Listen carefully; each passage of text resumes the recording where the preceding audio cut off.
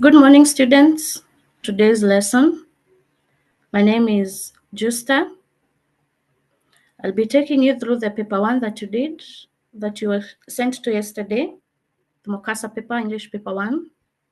I've already shared my screen and I want us to begin just by going through the first question. And I'm going to request one of you to read the first question. I don't know whether you're able to unmute and then somebody can just take us through the first question kindly.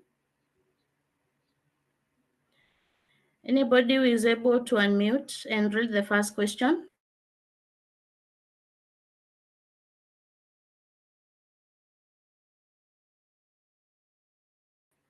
Are you able to unmute yourself, guys?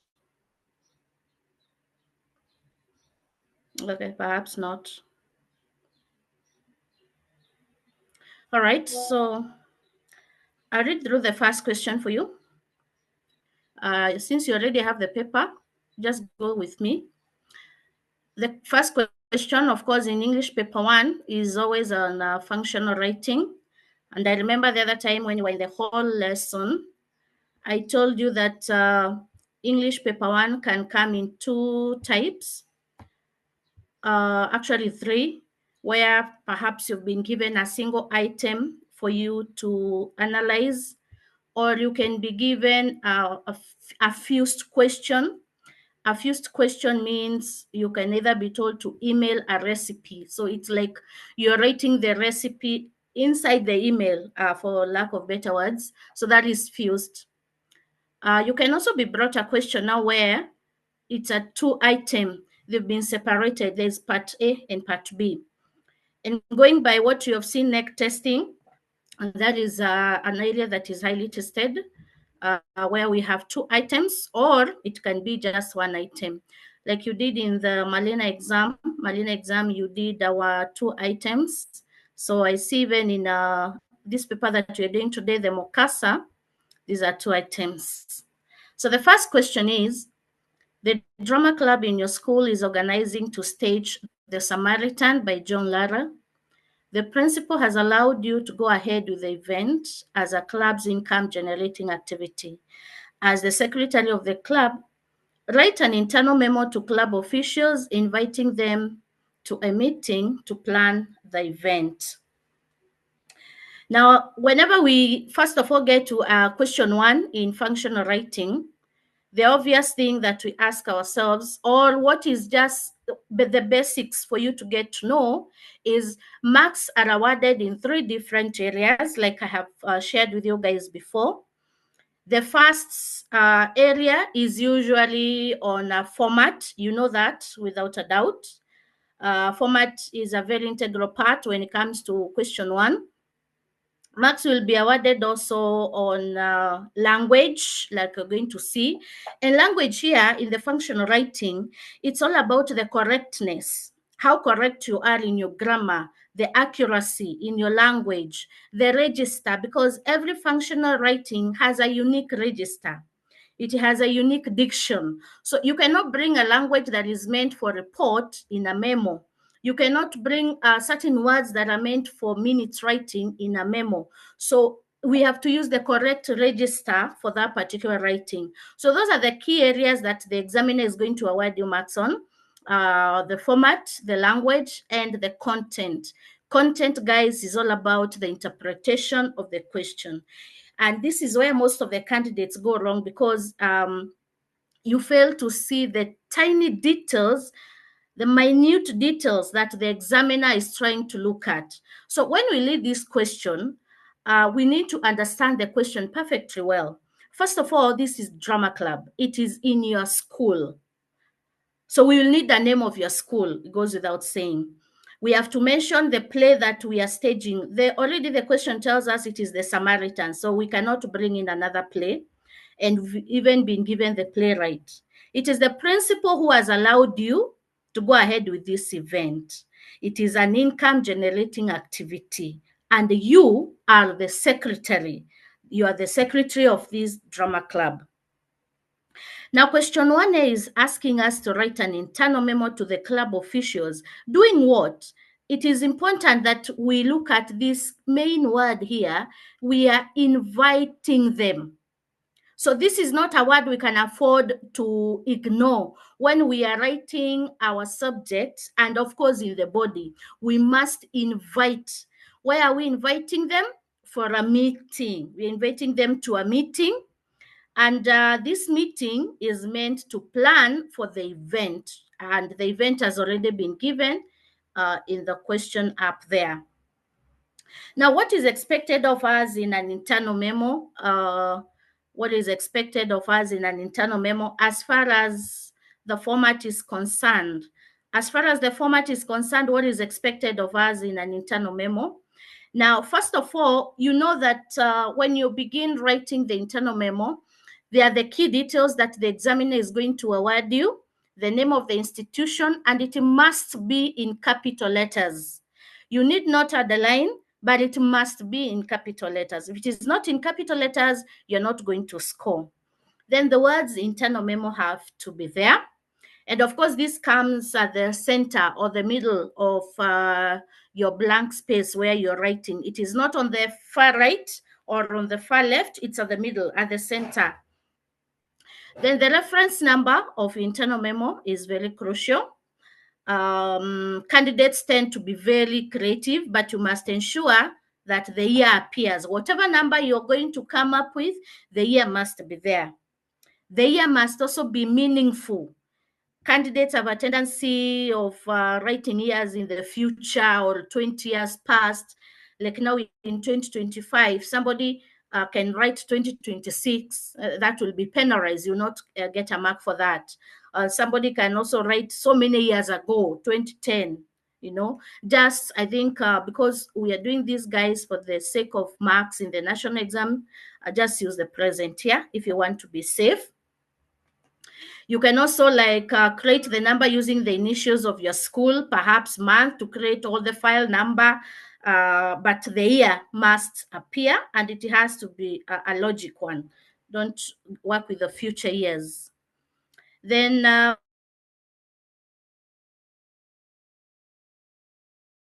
going to mention it at the bottom, so you need not mention that. We will be looking for two. The memo is to who? We are looking also for the date, written correctly if you have to score. Mere writing 8/7/2025 is not going to score you. You know how you should write a date correctly when it comes to functional writing. It is on 8th of August 2025. And there's a comma, 8th of August 2025. The examiner is going to be very strict on how you write the date, so we cannot afford to play around with that. Then signing off. I forgot to write here. Of course, you have to write your name, your signature, then your name, and then your designation. From there, we go to the body. What are we looking for in the body? We are looking for the word invitation for the meeting, the date, and the venue. For you to score 1 mark, you must have the word invitation to the meeting, and of course, give the date and give the venue. For you to score 1, those 3 things must be seen. Then, of course, you must give us what is the agenda or the purpose of the meeting. And depending on this particular question, we need to talk about the importance of this meeting. Why is it important that we plan for this event? Of course, we were told it's an income generating kind of activity. Use of language. For you, the language is going to be 3 marks for both the internal memo and the synopsis. How do you score the maximum mark? You must communicate fluently with ease of expression. This means that you're not making careless mistakes.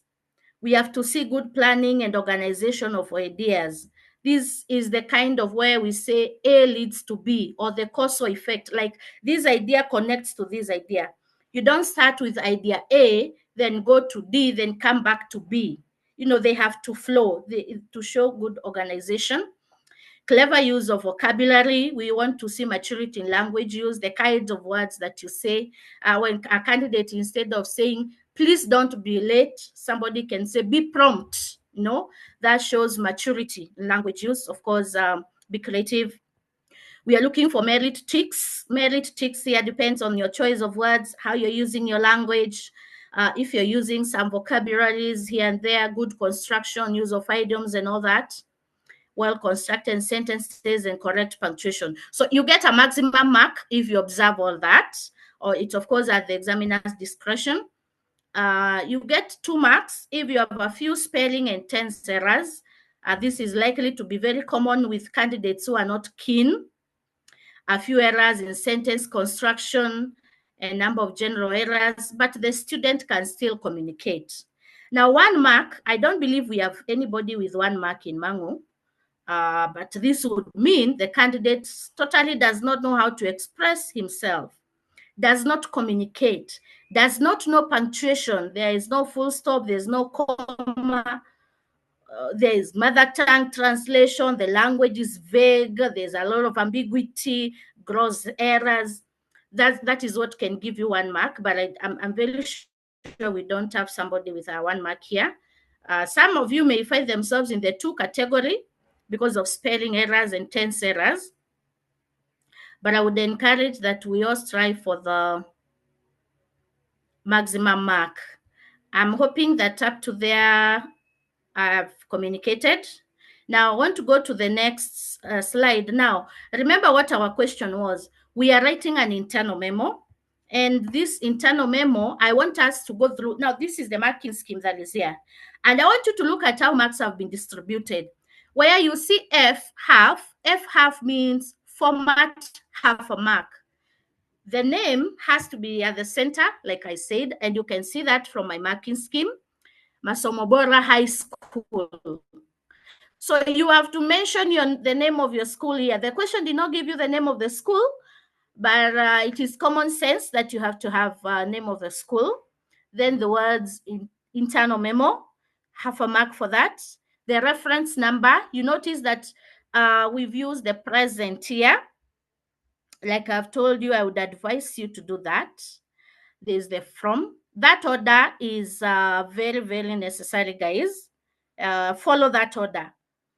Then there's the secretary, drama club, to all the drama club officials, the date. Look again at how the date has been written. I know some of you are likely to make a lot of errors there.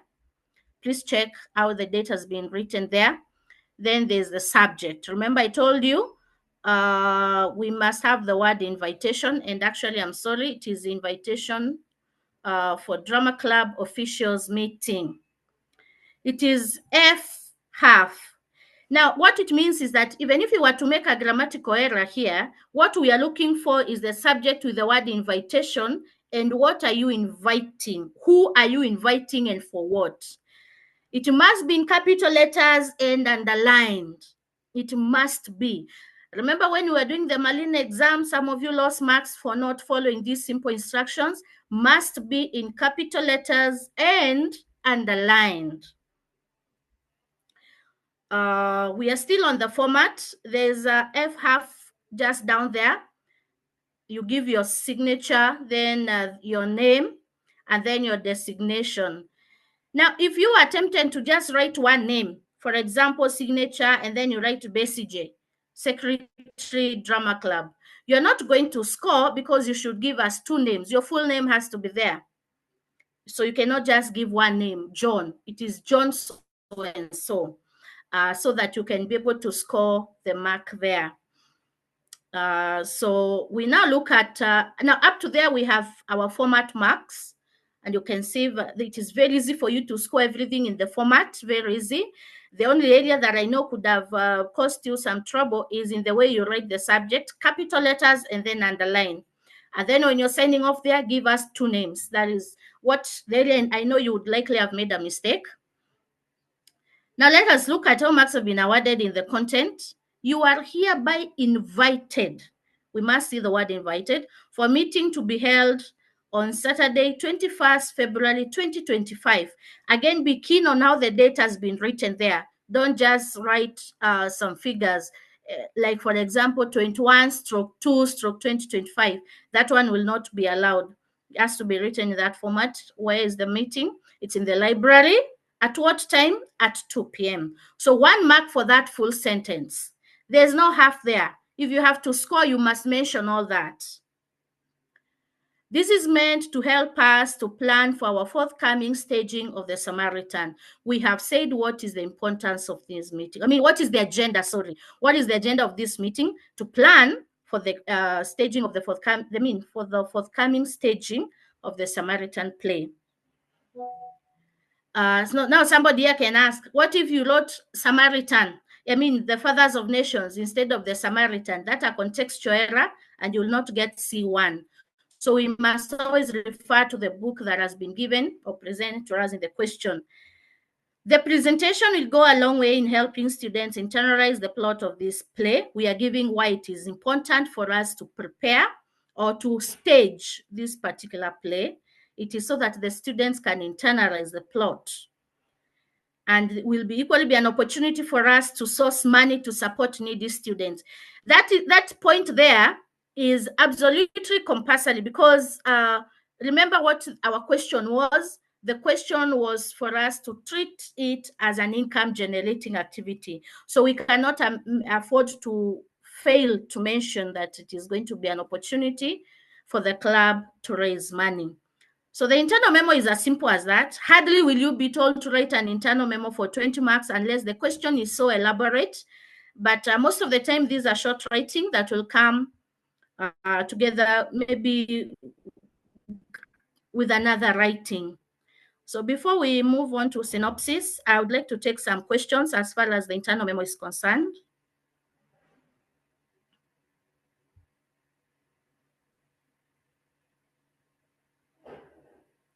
So if there is no question, it means that you've understood. Okay. So let us go to the next slide. Now we have already done the internal memo. That was simple. We come to synopsis. We expected to write a synopsis of the play The Samaritan for the sake of those who have not read it, for them to familiarize with it before the presentation. The good thing is that you will not be asked to give a synopsis of a book that you've not read. The examiner will always focus on the compulsory set books, at least those ones now the candidates have read. Now, when it comes to synopsis, I just have one main thing to say about the format. The title. We're looking at the title mainly. The title must have the word synopsis. If you leave out the word synopsis, you're not going to score. Actually, it's a 0 mark. You must give the word synopsis and then the title of the book and the author. Those 3 words are the ones that, those 3 areas are the ones that you must respond to for you to score a mark. You cannot just say The Samaritan by John Lara. No, we have to see the word, the synopsis. Now, you can also not again say synopsis and not give the name of the book or the author of the book. So we are looking for a title that has the synopsis of The Samaritan by John Lara. So those 3 areas, guys, have to be there. Again, don't assume that you just say a synopsis of The Samaritan. You must mention the author. It's important that you have those 3 things in your title. If you do, then you're good. Now, somebody may be wondering, do I write in capital letters and underline? Yes, write in your capital letters and you can underline or you cannot, as long as it appears in capital letters. What are we expecting in the body? First of all, it should be in prose form, and in this case in paragraphs. Must use simple present tense. And we are looking for the following main episodes in the play. These are the main episodes in the play. We have about 8 points, but we are awarding 6 marks for these. So the first point is like where or how does the play begin? It's at the closing assembly of Sagrada Secondary School or the launch of the Samaritan app. It's important to mention that the launch was aborted. Then there's a plan to sabotage the app or the crisis meeting that was summoned by the mayor. Then there's that disagreement that emanates from the proposal to misappropriate funds that were meant to take care of the drainage, the idea that was born by Semo. There's the attempt to persuade Chaniko. Of course, this persuasion leads to threats and intimidations, and then their arrests, and they don't work. Their last hope is blackmailing Judge Jaden. That's where we get to learn about the orchard farm and all the scandal that Judge Jaden was involved in. And then we have towards, just as we escalating, the climax is towards resolution.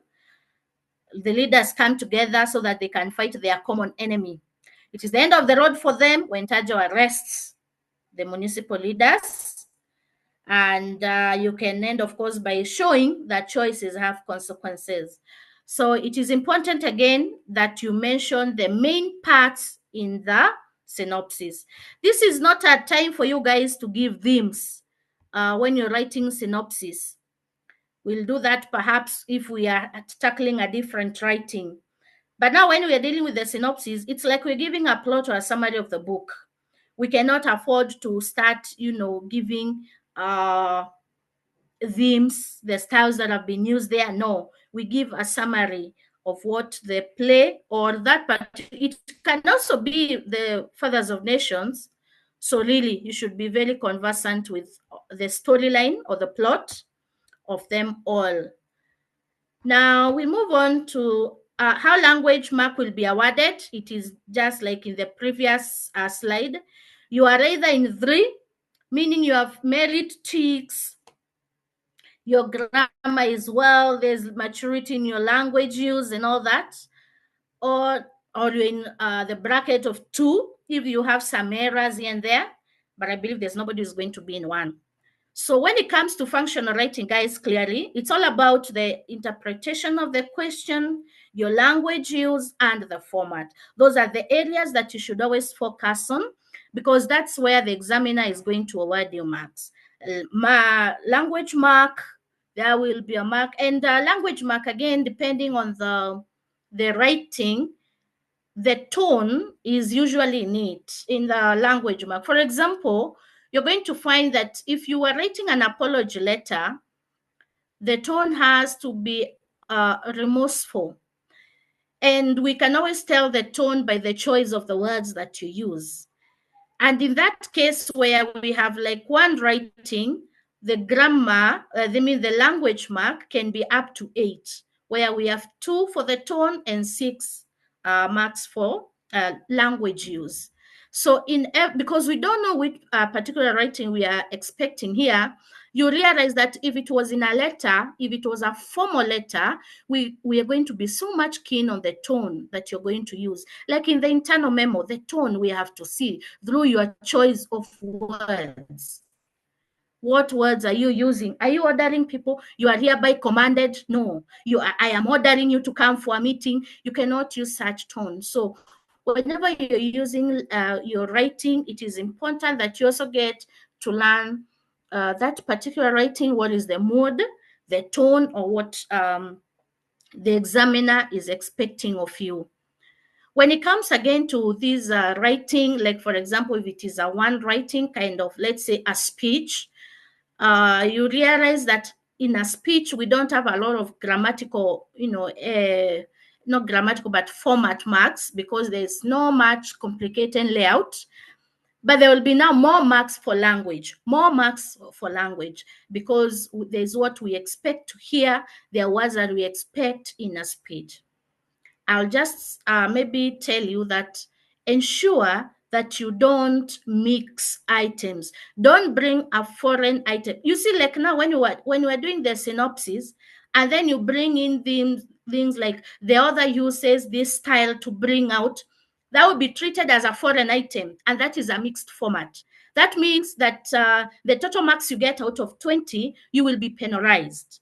Don't bring any foreign item. If it's a synopsis, stick to the format. And that is why it is very important that you learn the format of these writings. If you are doing, let's say, like we had last time when we were doing a public notice, and you end up writing a letter, that is not a mixed format.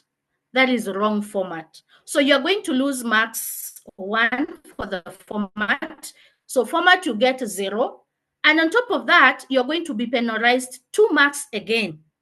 So it's like a double penalizing, actually, if you look at it. So learning the format is very crucial, is very important. I cannot emphasize enough on the need for you to get to know formats for all the forms of writing. When it comes to the content is all about how you interpret that question. Interpret that question with a lot of concentration. Those fine details, that's where marks are hidden. We go to the cloze test. Now, the cloze test, I'll just leave with the answers here with you. But I just want to say that what is expected of you in the cloze test is mainly the emphasis on shaping of letters. If I had a whiteboard near, I would show you what I mean by the shaping of letters. But there is a way that people write their G, their T, W, M, F, or G. You have to shape letters very correctly. You have to go back to your Form 1 book and see where you are taught about handwriting. Cloze tests, then the National Examination Council is very keen on the way you shape your letters, on the way you use capital letters. You could be having the word internet as correct, yes, but perhaps the letter I is a capital I, goes without saying, you don't get a mark. Or maybe you have shaped that I as in, then it appears like it's a J. Again, you don't score. So shape the letters correctly. Adhere to the use of capital and small letters. Then give one answer. If, for example, like in option 1, the answer is internet, and then you say maybe internet stroke, I don't know what's the synonym for internet, but let me just say internet stroke Wi-Fi. Now, you realize that internet will be correct, Wi-Fi will be wrong. So that will be treated as guesswork, guys. So just give one answer. Don't stroke your answers. I think if you had already done this paper, I'm sure you've marked for yourself. H must be a capital H. So that means when you're reading the cloze test, get to look at the full stops. Ensure the full stops are very well obeyed, to the commas and all that. I don't think there's anybody with a problem there. If there is, I don't know if the ICT guys have given you an option to ask a question so that it doesn't seem like a lecture. You can even type in the group chat and I'll respond. But if there's nothing, then it seems that we are moving together. Now we go to oral skills. This is the very tricky part. Admin, please, can you mute just one person to read the poem for us? Would like to read the poem for us, to request to be unmuted. Melvin's hand is up. Please unmute him.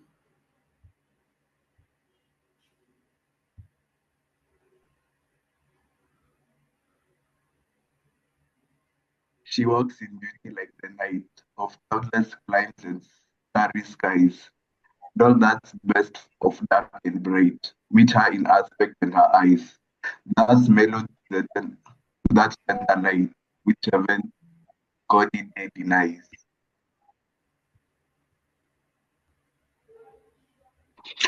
One shade the more, one ray the less, I'd half impaired the nameless grace, which waves in every raven kiss, or softly lightened on her face, where thoughts serenely express how pure, how dear the dwelling place, and on that cheek and on that brow, so soft, so calm, yet eloquent, the smile, the smiles that beam, the kiss that glow, but tells, but tell of days in goodness spent. Um,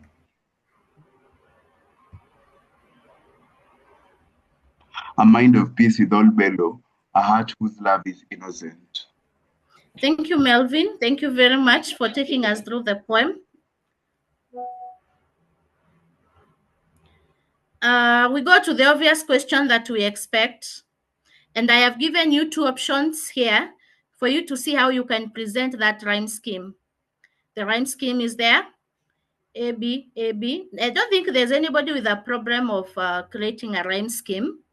The problem would have been where some of you say that the rhyme scheme is regular, then they give the rhyme scheme. Always begin by stating the rhyme scheme and then describing whether it's regular or not. Okay, I don't need to explain this to you, but it is important that you begin with the rhyme scheme itself and then the explanation. I know that you had gone through this, so perhaps somebody had already done that question and gotten. Is there anybody who had tried and gotten it? Anyone? You can just raise your hand and we can appreciate you for going ahead. I don't think there's very good, Fadili, Manuel, all that's perfect, amazing. Is there anybody who had tried and did not get it right? Anybody who had tried and didn't get it right, and then we can see where they went wrong and address it? Good, not. So it means that we then have no problem with rhyme scheme. And when it comes in the national exam, we are so much ready. We already have those 2 marks in our pockets. All right, we go to the next slide. Identify and illustrate any 2 devices that make this poem musical. You should be very happy here because the effect has already been given out to you by the examiner. The examiner is not expecting you to give the effects. The examiner has already told you are looking for 2 devices that make the poem musical. We know that the devices that make a poem musical are either alliteration, consonants, use of rhyme, and all that. So we are just going to illustrate. You realize that we have 2 devices, 2 marks. There's no half a mark here. It is for you to identify alliteration and then you illustrate correctly so that you can score a mark. If I identify alliteration and then I give a wrong illustration, then there's no mark for me. How can my illustration be wrong? If there is perhaps, of course, everybody by now knows that alliteration is the repetition of the initial consonant sound. But when you're illustrating, you're not allowed to bring in a content word in the middle. Don't bring in a content word. So it is cloudless, climb, dead, nice, like that. No problem. You get to score as long as you underline the alliterating sound. There's, of course, sorry, use of assonance, and we have it there. And remember, we are not looking for letters, we're looking for sounds. Then use of rhyme. I know there are some candidates who are still struggling with rhyme and rhyming words. And it has been emphasized so many times by the teachers that don't say rhyming words, just say use of rhyme. That is what NEC will mark. Saying rhyming words, NEC does not acknowledge that as an answer. So don't say rhyming words, say use of rhyme.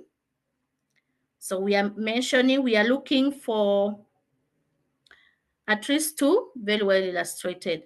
No mark is going to be awarded for a mere mention. You must illustrate. It is these simple instructions down here that cost candidates marks, so we have to be keen on that. The next question is, how would you effectively recite line 1, stanza 3 of this poem? Sometimes it is also good for you to recite that line out loud. Let's look for that line 1 of stanza 3. Line 1 of stanza 3. And on that cheek and all that brow, what are we expected to do here? It is very likely, and I remember that we had problems in the Malina exam where candidates were not able to respond to that question correctly. Okay, not that their answers were wrong, but there are some instructions that come with this question. Number 1 is that you must capture both the verbal and the non-verbal cues. If not, you will get a tick 0.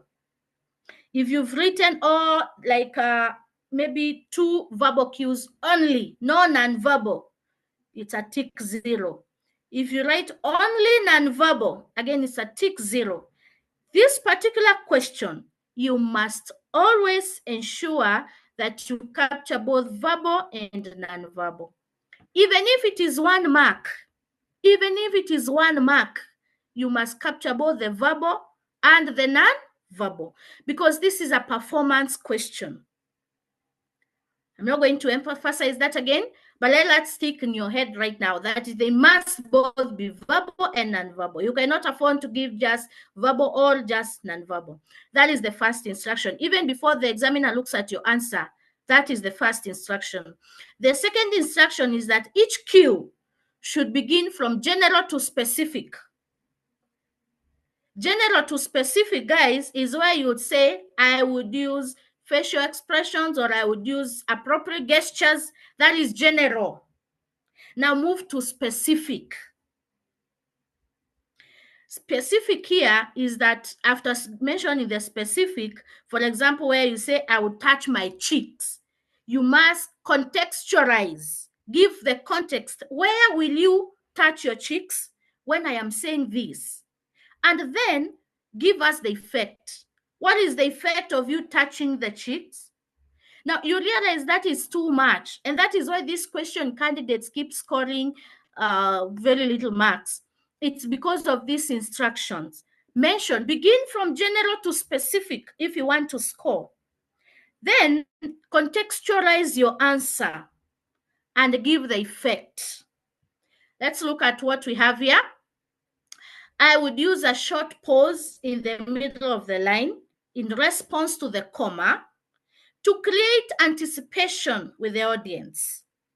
Already we have said, we have already given the effect. Why? We want to create that anticipation so that we can build, kind of, it's not really suspense, but the audience are now in an anticipatory mood. And the next, or we can stroke that with, I would adopt a falling intonation towards its end, the end of this line. Of course, the reason is that it is a statement. Now, if you say that because to show that to show finality of what? The poem has not come to an end. The stanza has not come to an end. If anything, it's just beginning. So it is important to give the reason as to why we are adopting a falling intonation. And it is because it is a statement. It is not for finality. So if in your answers you had written finality, that is wrong. I hope you can correct it right now. I would use an appropriate gesture. For example, I would touch my cheeks while saying, and on that cheek, to bring out the persona's admiration for the girl's beauty. That is the effect. Now go look at the answers that you gave, guys. Anybody who followed that? Anybody who followed that? Very good. Oh, I don't know why it's not sharing. I'm sorry. Where's Form 4? Form 4 is here.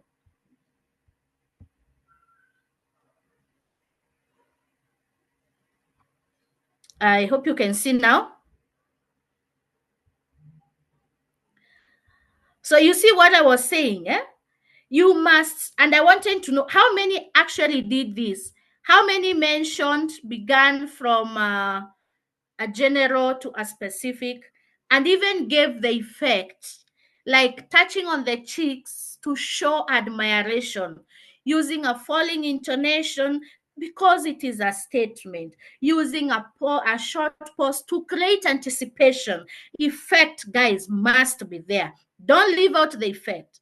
If you leave out the effect, you are not going to be awarded. I'm very happy with Preston here, and I don't know whether it's M. John. Very good.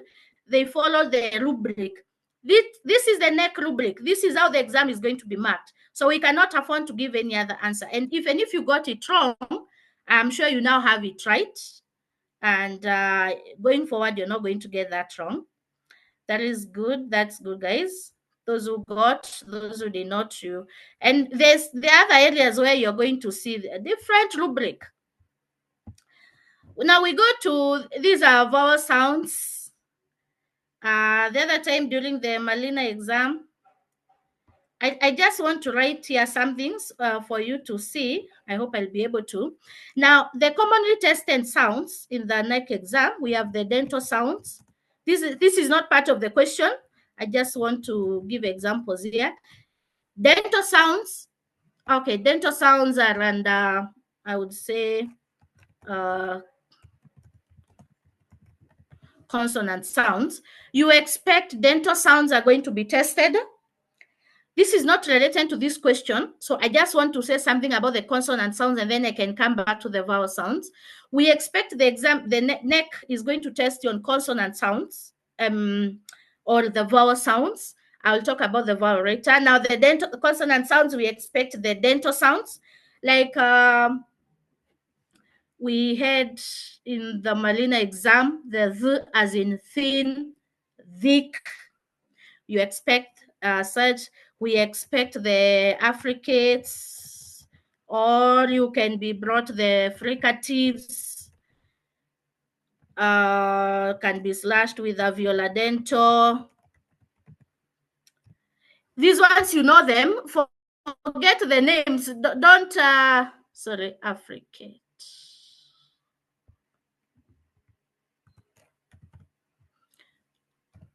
Forget the words here if they may not be what you know, but these are things you know.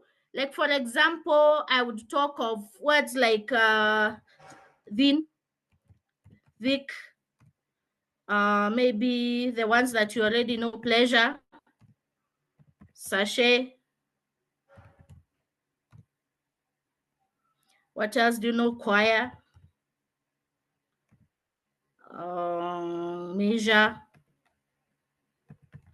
You know them. You know them. These are not new words to you. These are questions that, of course, we can expect. They test on the k sound, sh, ja, you know, and all that. Sometimes even nasal. Sometimes the nasal sounds can also be tested. Nasal sounds. Nasal sounds are for words like, let's see, manure and ring. The two are nasal, but they are pronounced differently. Go back to Form 1. Form 1 book, I think it is integrated English that has all these sounds. Now, that was just consonant, is not what we're looking at today. Now, when we are looking at the vowel sounds, the vowel sounds test two things: the short and the long. This is what the examiner is looking at here. We are looking at the short vowel sounds and the long vowel sounds. Now, I want again to go back and ask somebody who is muted and not. Melvin, would you like to read the words again for us, or somebody else would want to read the words out loud for us there?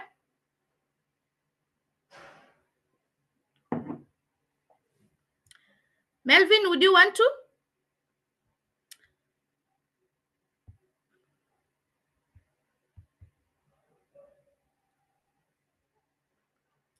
Okay.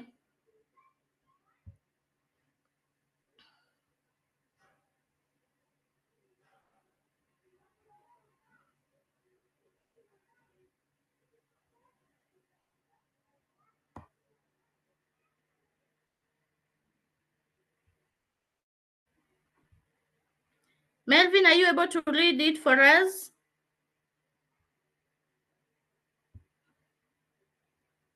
Which You one? can read it. Okay, good. Thank you. Which ones? Then, Vic, pleasure, sachet, choir, measure, manual, ring. Delete this for you. Those ones now. The question that we have. Oh, pick any four pairs of words that are pronounced the same. Plain, mad, bury, father, fool, on, barrow, you, fool, see, plain, cat, fool, father, father, mad, bread, you, bread, see, berry, cat, pool, bone. Can you read this word again, Melvin? Which one? The one I am highlighting here. That one. Can you see it? Check. No. The highlighted one. Dental sound, affricate. No. The word that I have, B-U-R-Y. Is that even how it is spelled, really? Can you see it? Bury. Is it Barry? I think that's a spelling error also. But is it Barry? Not sure. How do we pronounce it? Bury. Berry. Berry. It's like the way we say burial. We don't say burial, sindio? Yes. It's a burial. I think there's so much we need. Okay, with these sounds, we expect things like labialization and diphthongs. You know about the diphthongs and the monophthongs. Like, for example, is it cat or is it cat? You know, words like those. I'm sure we'll do a lot of revision on that. So the words that actually pronounce the same there, we have them here. Plain and plain, berry, you, and see. I have given the ways that you are expecting. You can either use a comma to separate the two words, or use a hyphen, or write them this way. This is correct. The worst mistake would be this, using the word and. If you say plain and plain, that's wrong. Automatically wrong. Don't use the word and. You're only allowed to present your answer using the commas, using the hyphen, or is this now vertically or what? This way. No other way. Is there anybody who had used and? Anyone? Who actually got that question? Like 3 marks, that question. Who got 3 marks in that question? Just wave or show. You can, Okay, that's good. One person got it. I don't know where you went wrong with that. Good. We have 2 people. Perfect. That's good. That's encouraging. Good. That's wonderful. All right. We go to the next question. So in this question, I've told you that we have these vowel sounds. Go and do a lot more work on long vowels, short vowels. There's some sounds like that they do what we call labialization, as in, I don't know how I can put it, ni kama zinamezwa. For example, look at this word, although I'll delete it later. How do we pronounce that word? I want to show you what labialization is. It's something that you actually know. Now, this time around, I'm going to unmute Meshach to pronounce that word for us. Meshach, stop resisting. Anakataa huyo.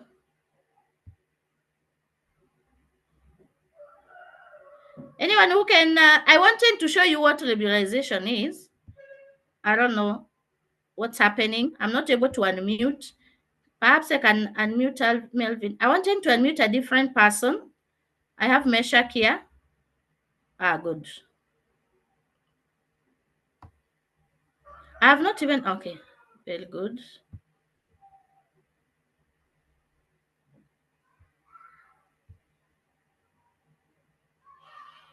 I don't know what's happening. It's not unmuting. I don't know whether there's anything there. Oh, I think kindly show me the word. Sorry? Kindly show me the good. word. Thank you. Thank you. Here it is. This word. This one. Can you see it? Oh, Africate. Africate. No. Which slide are you on? I'm on the slide that has the sounds. DOGS. I want you to pronounce. Can you see where I am typing? Can you see? No.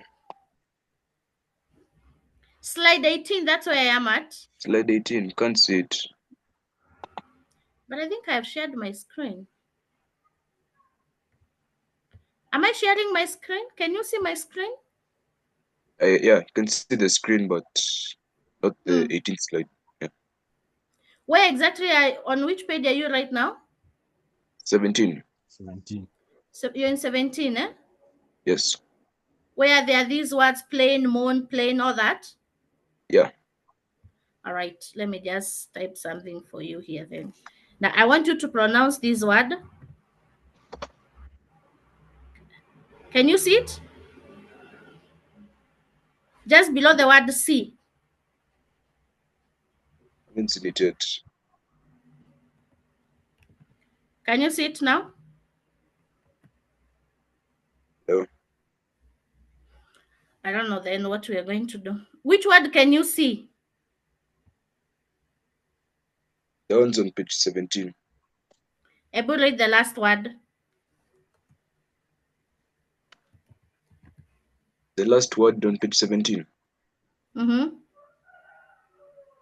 Ring is the last word. Huh? Ring. Oh, why is my screen behaving that way then? Okay, do you have a pen and a paper? I write the word for you. Yes. BOYS. I just want to hear the pronunciation. BOYS. BOYS. Yes. Okay. Boys. Now, good. I wanted you to see that S becomes Z. Z. Very good. So now when such a question is to come in when it comes to pronunciation of words, and then that letter is brought as S.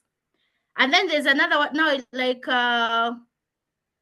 that BOYS. Can you now pronounce CUPS?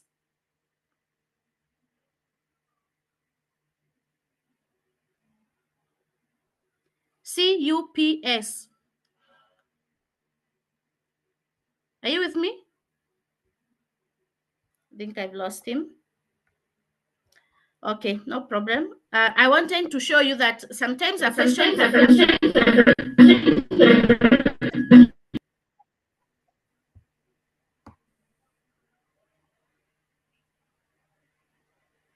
What I wanted to show was that sometimes a question can come in the exam where you have been brought words like, for example, boys and caps. Now, when you're grouping them, you realize that boys will not go on the same side with caps, because even though the last letter is S, it is not going to be pronounced as S, but as Z. So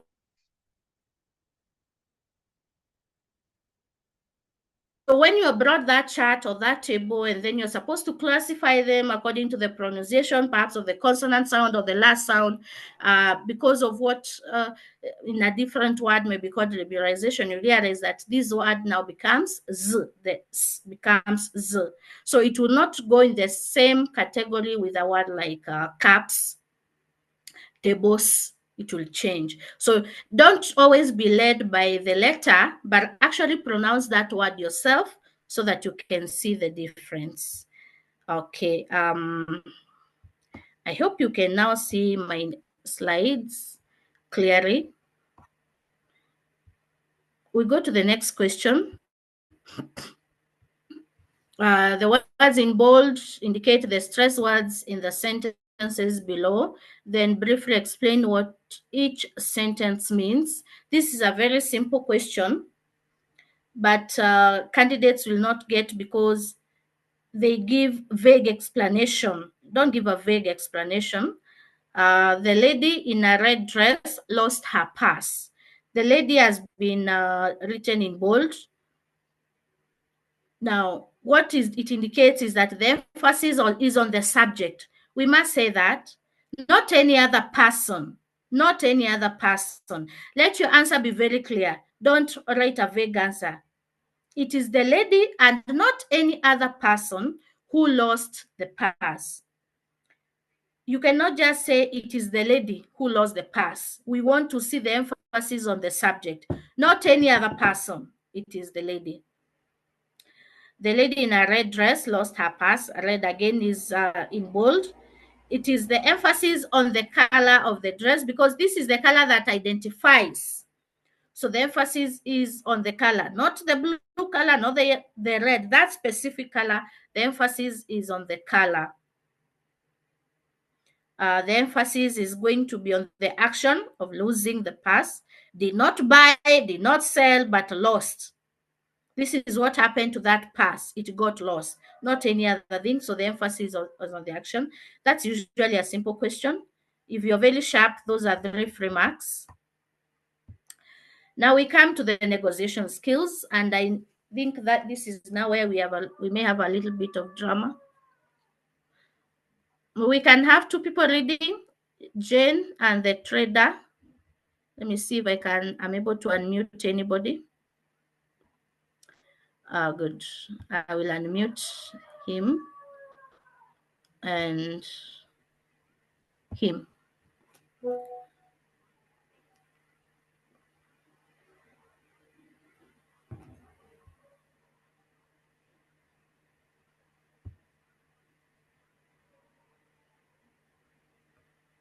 Are you ready? How comes this one? Okay. Okay. Begin, please. Begin, please. Begin.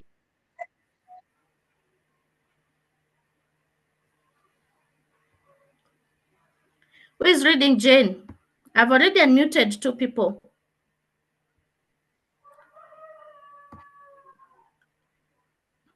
I can read the trader. All right. I can read Jane. I would like to buy a nice phone.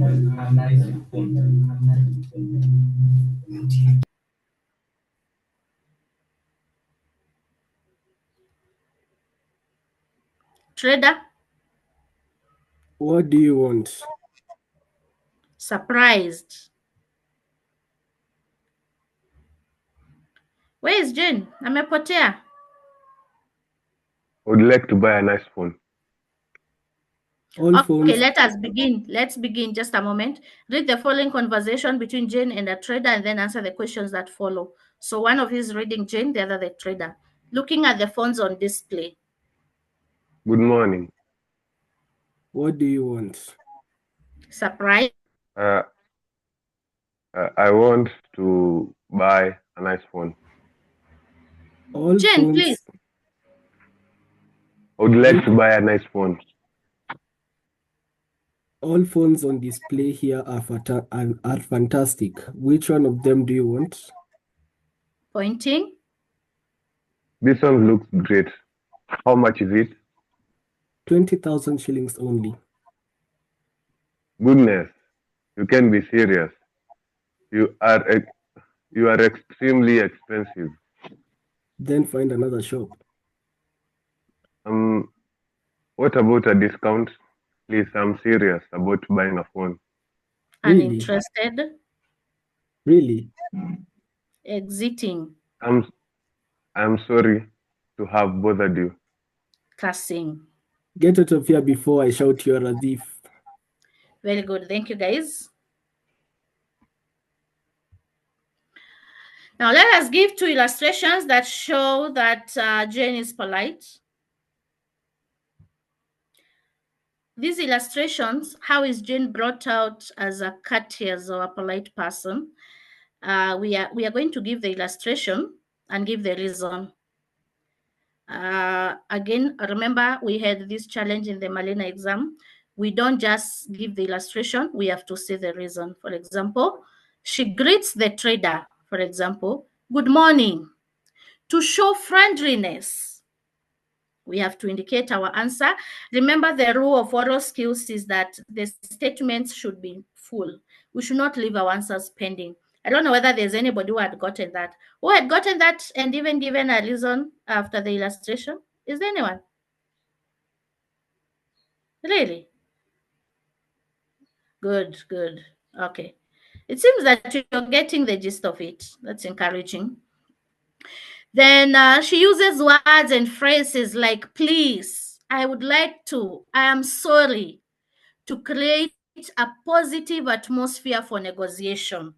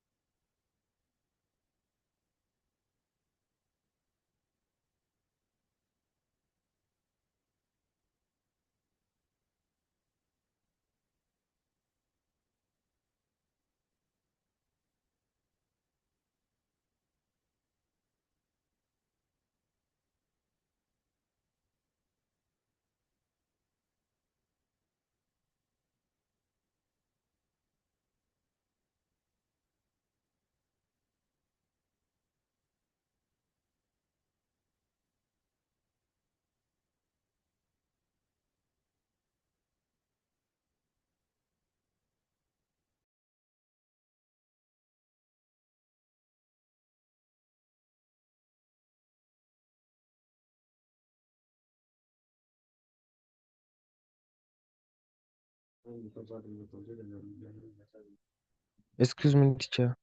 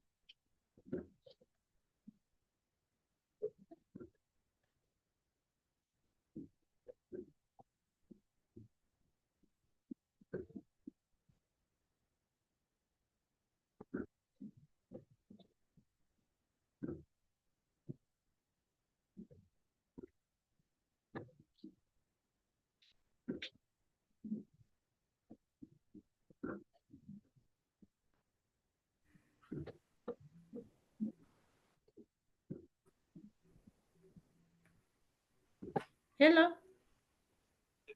Yeah. Ndipo nimeona but I'm back on. Yeah, there's some, I don't even know what has logged me out. Okay. I'm sorry, guys. I don't know what happened. These are some of things with technology anyway.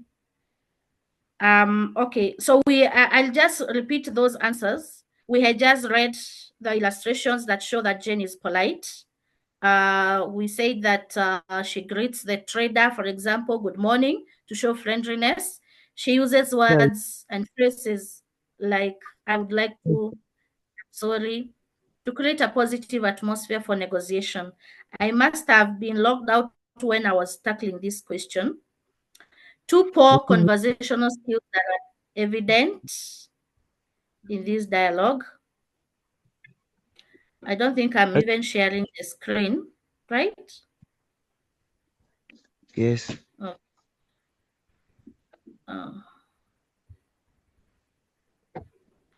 I hope I'm okay now. I'm sorry, guys. So I was talking about the kind of answers that we expect here.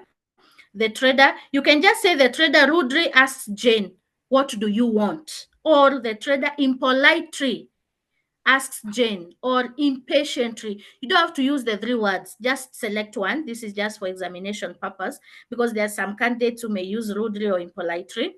Then give the illustration. The trader threateningly tells Jane, get out of here before I shout that you're a thief. The trader inconsiderately or insensitively or harshly responds to Jane's reaction by saying, then get another shop. Now, I was saying that the caution here is that you must use adverbs.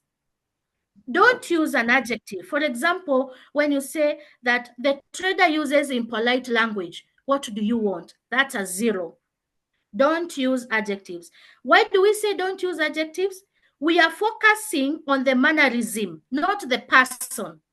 The trader, we can talk of him being impolite, but we are not focusing on the person in these conversation skills. And this is something you can even apply in telephone conversations. Don't talk about the person is impolite. No, we say impolitely responds, rudely, harshly, threateningly, insensitively. Those are adverbs that you use, because this question tests on the mannerisms and not the person. If maybe we wanted to leave out, to mention that the trader, does the trader actually respond to greetings? Let's see. Allow me to just go back to the conversation.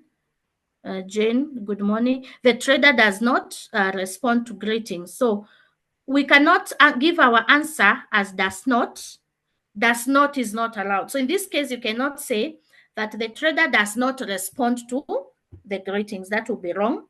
We can say perhaps the trader fails to respond to the greetings by Jane to create a friendly environment. When you talk of the person maybe failing to maybe greet or respond, don't say failure. You can say fails to, then give a reason. Fails to, why do we greet somebody? Perhaps to create a friendly environment, a rapport, or set a conversational mood, kind of thing. That's how you can maybe say that. Now, where you normally have, maybe in a telephone conversation, where one person or the one speaker abruptly hangs up, don't say that does not end in pleasantries. No, we say that maybe this person abruptly ends the call, and then you can say maybe the illustration is maybe hangs up. But whatever answers that you give, mainly ensure that you focus on the adverbs and not the adjectives. When you say if maybe it were in a telephone conversation and maybe the caller or the receiver, they fail to introduce themselves, you give a reason as to why it was necessary for them to introduce themselves. Fails to introduce themselves to create a friendly environment, a rapport, a conversational tone, or something like that. So those 2 answers, fails to introduce or fails to greet or respond to greetings, you must always attach the reason why it's important to greet or to introduce yourself so that you can score. Just mere mentioning that fails to greet the receiver, or the receiver that fails to greet, and then you don't say the reason, yeah, that's a 0 mark. So when it comes to this, whether it's a telephone conversation or a what, guys, ensure that you focus on the adverbs and not the adjectives. We are focusing on the mannerism and not the person. I would like to know whether there's anybody who actually, from the answers, if you were able to, I know the paper was not given so much in time, maybe, I don't know. Is there anybody who was able to get even 1 point there? Even a mark? Using those adverbs. Okay. Even if not now, okay, that's good. A number of you, correct. That's amazing. Yeah, those, if you are not able to, please ensure that next time you're only using adverbs and not adjectives. No adjective will be marked there. You can do a lot more practice. Look for different conversations, telephone, whatnot, and C. Empathetic listening is also an area that is tested keenly, especially where you have maybe two people are conversing and one person says, I got an A in English, and the other one says, my mom traveled up country. Okay, there's like one is seeking sympathy and the other is not being sympathetic. Do a lot of practice on that as well.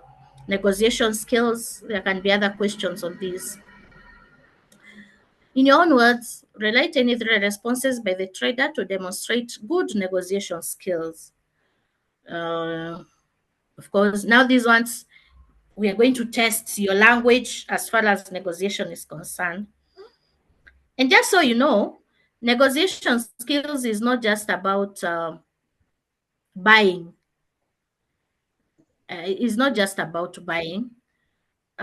Can be a negotiation skills where perhaps you want to go out maybe to attend a friend's birthday party and your mom, your dad, or your sister is giving you some chores to do. So you negotiate until you come to an agreement. So it doesn't always have to be about you buying something. Okay. What do you want? That's rude. So we can say, good morning to you and welcome. Could I be of help? Where the trader says, then find another shop. No, there's a better way of putting it, a more polite way. That's a fair price customer. The profit margin is so small. No, you're being polite. Get out of here before I shout that you're a thief. I would have wished to sell the phone to you at your suggested price, but that would be a loss to me. Could we try a different model? That's a good way. That's a good way. So I think that's okay. We go to the next question. Assume you are preparing to attend a job interview. There are some people whose audios can be heard. Okay, some have already muted. Good, perfect. That's a lot of discipline, and I like that. How would you groom properly so as to create an impression? What is grooming, guys? What is grooming? You could comb your hair to ensure it is neat. If you're a gentleman, ensure you have a clean shave. If it's a lady, neatly make your hair. If it's a lady and you're putting on makeup, it should be mild, not exaggerated. Otherwise, at the interview, people will focus on the makeup and not on you. If you're using a cologne, you do so sparingly. Ensure you put on clean or ironed, decent clothes. Here, if it's a gentleman, maybe you're not putting on jeans. That's why we have the word decent. Of course, it all depends with the question sometimes, but I would always go with a decent clothing, means that it is appropriate for that particular occasion. Brush my teeth. It's part of grooming. Polish my shoes. Shave my beards. And trim my fingernails.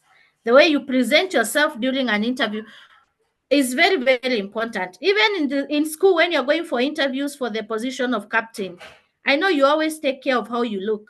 That's grooming. It's very important.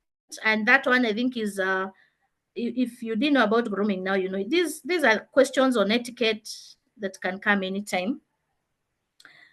After the interview, you get feedback that you have not been successful. Mention some of the reasons that may have contributed to your failure. Why? And you see now, of course, this question can come in another way. You could have been successful, and the question could have been maybe what made you be successful. I may have failed because, number one, could have been you turned up late for the interview, showing your lack of seriousness. Hence, you missed out on the punctuality. I want you to look at the way those answers have been phrased, guys. We say a reason is given. Don't just say, I may have been late for the interview. So what?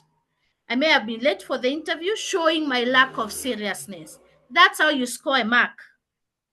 I may have been late for the interview, showing my lack of seriousness. Maybe You may have given simple yes or no responses, showing your disinterest in the job.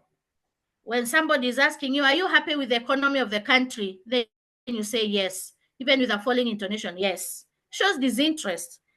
Of course, these answers, whatever question you ask for in an interview, the interviewer wants to find out your school of thought or your mind or your opinion. What do you feel about this? So just giving yes, no shows you're disinterested. You may have dressed inappropriately or indecently, therefore failing to create an impression. If you are interviewing for the position of a teacher at Mangu High, you come with sagging jeans, with funny things. I mean, you don't create the impression that is needed for that setup. If you're going to an office, you're interviewing as an HR, you're interviewing as a, I don't know, a manager, whatever.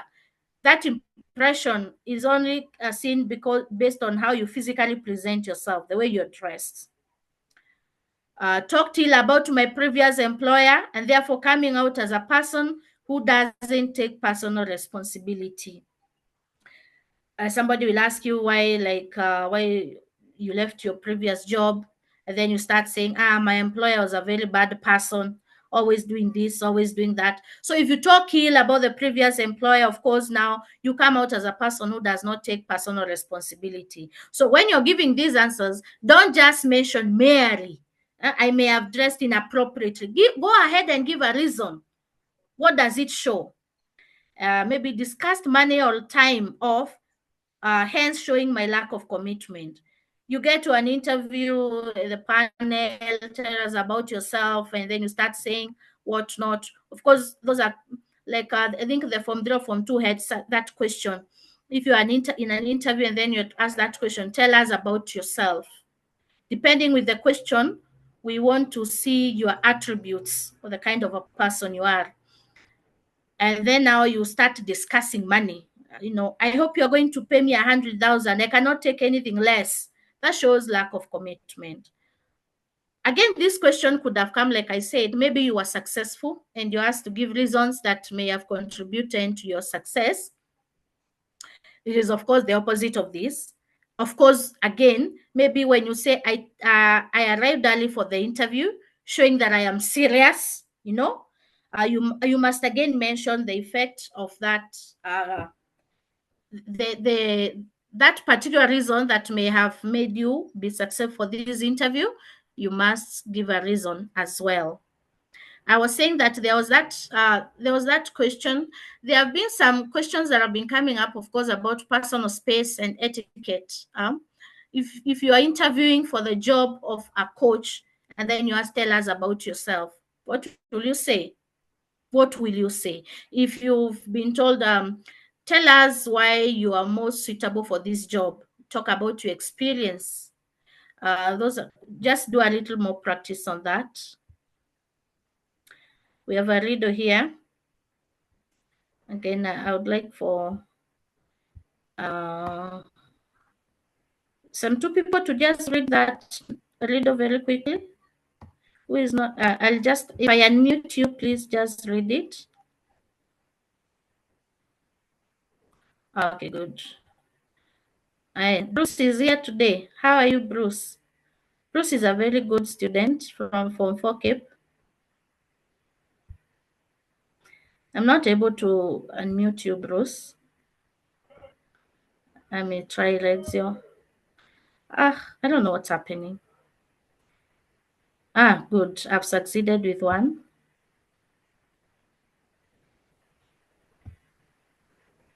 Oh, Bruce, I would have loved to unmute you, but that one is refusing. All right, read the reader there for us. I have a riddle. We have two people reading it. I have a riddle. Are you ready for it? Who is the other person? Oh yes, give us the challenge. I have the gift of staying close to people. Please focus. Read.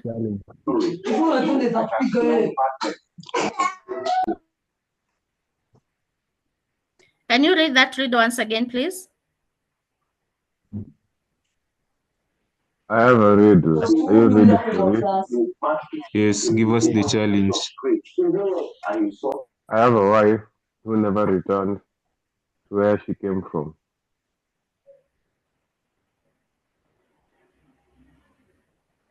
The leaf of a tree. I'm sure it could be some network challenges. Okay. Now, based on this, the question is, describe the reading process as brought out in the genre above. When it comes, this question was there even in the Malina exam, guys. Now, when it comes to this, we know we have 6 stages of the reading process, but we have been told as brought out here. Here we only have 4 stages. Now, when you're giving those stages, invitation, ignore these as a proposition.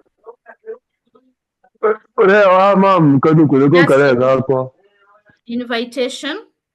The challenger, you can now mute your, I don't know whether, let me see if I'm able to, so that we don't distract the others. Okay, good. So the invitation, the challenger invites the respondent to the session by saying, I have a riddle. I want you guys to ensure that you give your answers the way the examiner expects you, so that nobody is there trying to discuss your answers. The worst answers are when the examiner has to discuss whether you're right or wrong.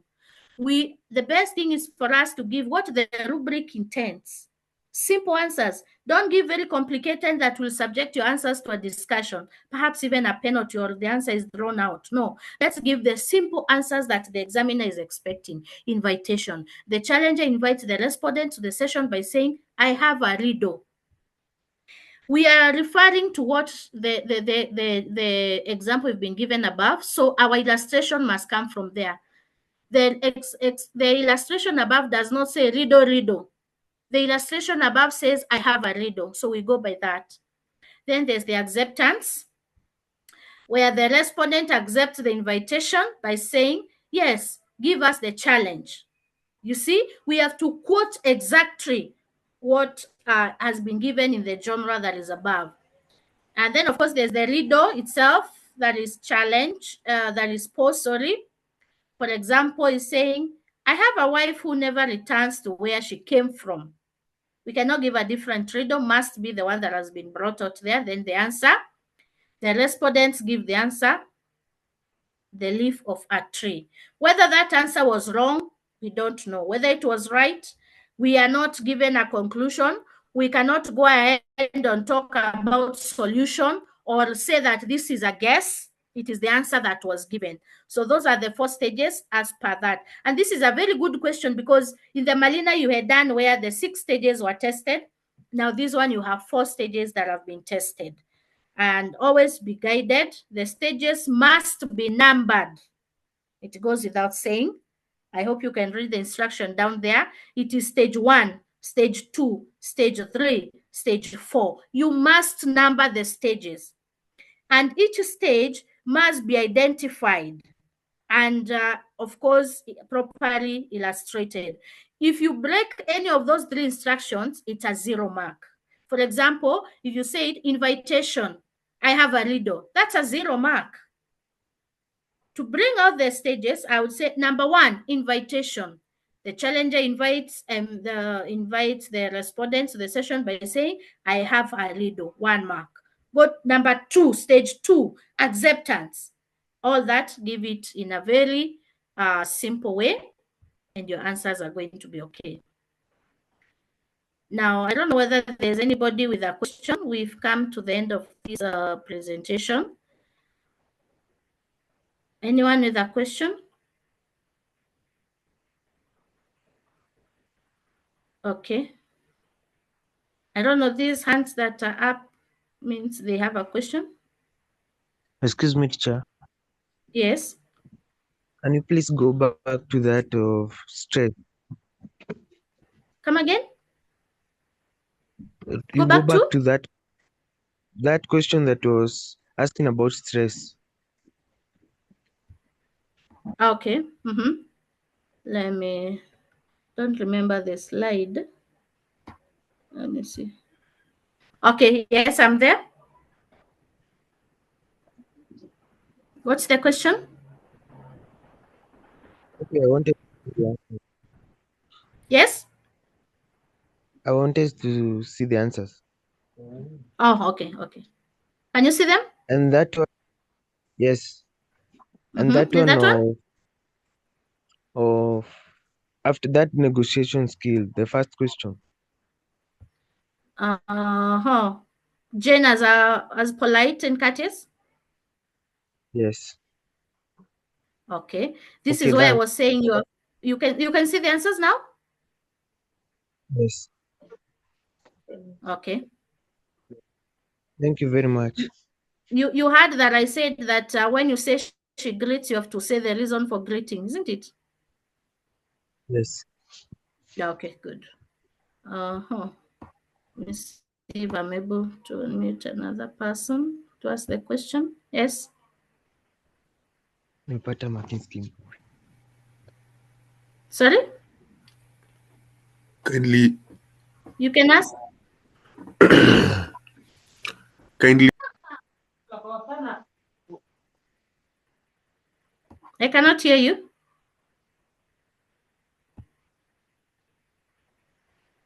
Kindly what? Send the marking scheme to the parents group for us to access it. Okay, I will liaise with the teacher, and then it will be shared in your walls. Huh? Okay. Any other question? Excuse me, Chair. I would like to ask, when talking about the reading process, what if the audience are not able to answer the question? Does the stages go on, or it's just the same? Okay, when it comes to the reading, the obvious stages are the invitation, the riddle, right? Then the acceptance, then the riddle itself. Now, when the riddle itself is given, if they are not able to answer, that is the state now we call, there has to be a guess. You cannot say that the audience were not able to answer, but they may have given wrong answers. That is actually a stage. It's called guesses. Sawa. Can you hear me? So that the guessing is done. For example, in this question, and this particular question, we had, let me see. The answer, the audience says, actually it is the respondent who will say the leaf of a tree. If the leaf of a tree were an answer, if it was the answer, sorry, then maybe, and then there were guesses. Yeah, somebody says a shoe, that's a guess. Somebody would say a chair, that's a guess. Then, of course, now comes the stage of the prize, where the challenger has to be given a prize, either a city or whatever they may be given, so that now the solution or the answer can be given. The question or the riddle will always be given to you. Sometimes you could also be asked to use your own riddle. An example, you can use a Kiswahili one, but then you interpret. So that you cannot use your mother tongue to write the riddling process. So you can give your own riddle, an example. My house has no door, and then you base the reading session on that. Shouldn't be a big deal. That's an easy one. Fadili, have I answered your question? Yes. Okay, good. Any other question?